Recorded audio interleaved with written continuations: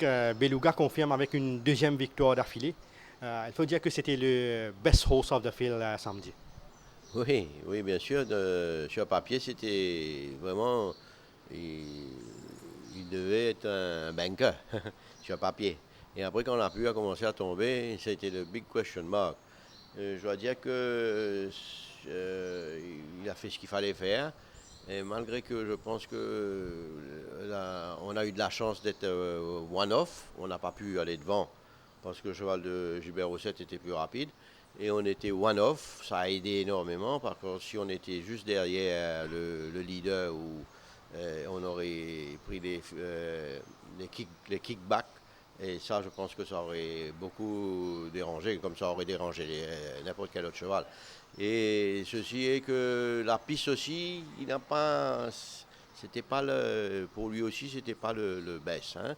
Mais il a fait ce qu'il fallait faire. James a été patient.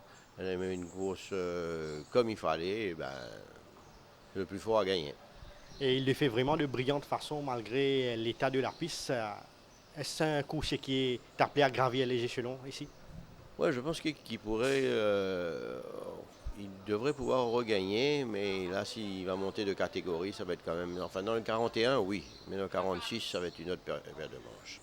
Et qu'avez-vous à dire sur la belle performance de Seven League Boots dans la première? Oui, c'était une très bonne course. Il y a un cheval qui a besoin un peu plus de distance. Et, ben, le cheval qui était devant était vraiment trop fort. Il avait de meilleures lignes.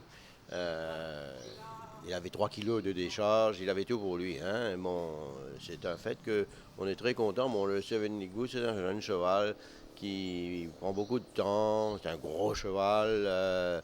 Donc, il était un peu. Bon, là, c'est un fait que cette course-là est encore bien meilleure. La dernière fois, vous vous rappelez, il avait été Calvance Boulette. Alors là, c'est-à-dire il devient de plus en plus mature. Il faudra le revoir sur une distance un peu plus longue.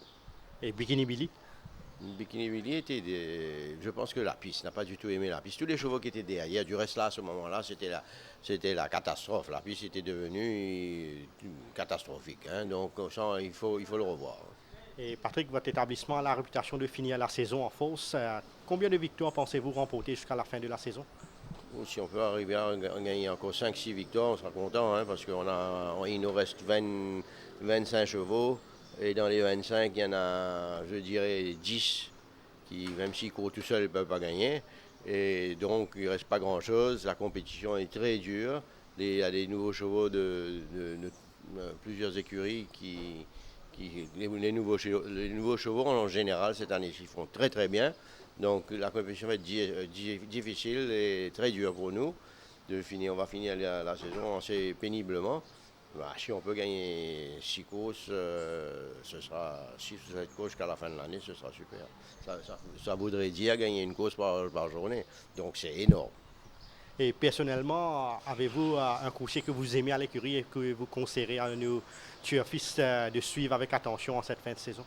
Ben, moi, je redirais Tripsta, qui malheureusement l'année dernière fois a perdu sur tapis vert, une course qu'on n'aurait jamais dû perdre. Mais je pense que lui, il va encore être là.